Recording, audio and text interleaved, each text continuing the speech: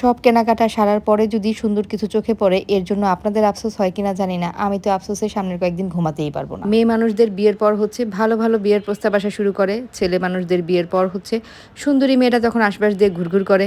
আর shopping শেষ করে ফেলার পর হচ্ছে সবচেয়ে সুন্দর সুন্দর জিনিস কম দামে চোখে পড়ে। নিউ মার্কেট এরিয়া থেকে আমি আমার মোটামুটি সব শপিং শেষ করে ফেলেছিলাম। জোডিওতে এসেছিলাম আমার কিছু পারফিউম নেওয়ার জন্য, কিন্তু জোডিওতে এসে দেখি এখানে রিজনেবল প্রাইসে এত কিছু আছে এটা আমার জানাই ছিল না।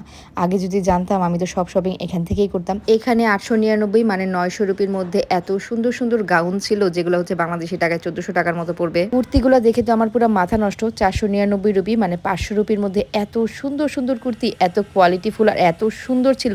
আমার এত মন খারাপ হচ্ছিল কুর্তিগুলো দেখে, কারণ আমার শপিং তো সব শেষ অলরেডি। আমার বাজেট যা ছিল তাও শেষ।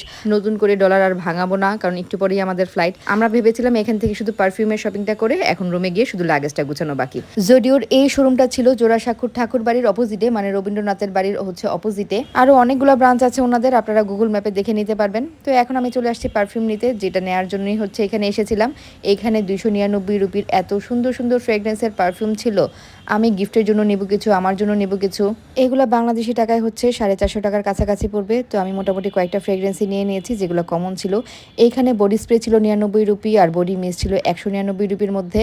কসমেটিক্স যারা কেনাকাটা করবেন তারা একবার হলেও জোডিও থেকে ঘুরে আসবেন, কারণ এগুলো এখানে খুবই রিজনেবল প্রাইসে ব্র্যান্ডেডগুলোই পেয়ে যাবেন। 79 রুপির মধ্যে হচ্ছে এই নেল পালিশগুলো ছিল, 99 রুপির মধ্যে হচ্ছে লিপস্টিক ছিল, আরও অনেক রিজনেবল প্রাইসে অনেক কিছু ছিল। নিচতলা পুরোটাই মেয়েদের জন্য ছিল আর দোতলা পুরোটা হচ্ছে ছেলেদের কালেকশন। তো এখানে এসে মনে হলো এখান থেকে তো কিছু জিনিস এখন নিতেই হবে, লাগেজের জায়গা না থাকলেও লাগেজের জায়গা করে হলেও নিতে হবে। এগুলো হচ্ছে ছেলেদের পারফিউমের সেকশন, এখান থেকেও আমরা কিছু পারফিউম নিয়ে নিয়েছি। প্রিয়র বাবা তার ফ্রেন্ডদের জন্য এখান থেকে পারফিউম নিয়ে নিয়েছে।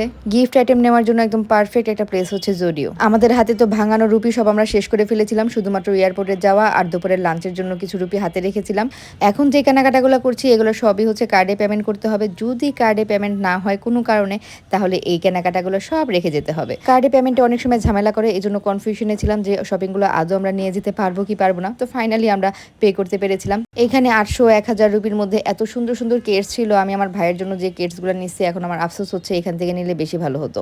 তো ফাইনালি আমরা আমাদের পেমেন্টটা করতে পেরেছি। এই ব্যাগ ভর্তি ম্যাক্সিমামই হচ্ছে আমাদের পারফিউম। আর ইন্ডিয়ার অনেক শোরুমেই কিন্তু আলাদাভাবে ব্যাগ দেওয়া হয় না, ব্যাগ আপনাকে কিনে নিতে হবে। এই শপিং ব্যাগটা 12 রুপি দিয়ে কিনতে হয়েছে। চেন্নাইতে গিয়েও তাই হয়েছিল যে আলাদাভাবে ব্যাগ কিনতে হয়েছিল। এতে করে অপ্রয়োজনে ব্যাগের অপচয় কম হয়। ইন্ডিয়ার মোটামুটি সব স্টেটেই কিন্তু আপনারা জোডিওর ব্রাঞ্চ পেয়ে যাবেন। আমি চেন্নাইতেও দেখেছিলাম, কিন্তু ভিজিট করার সময় সুযোগ ছিল না তখন। রিজনেবল প্রাইসে অনেক কিছুই দেখলাম এখানে আছে। তো কেনাকাটা করতে চাইলে একবার জোডিওর ব্রাঞ্চগুলো ভিজিট করতে পারেন। আমার কাছে কিন্তু ভীষণ রকমের ভালো লেগেছে।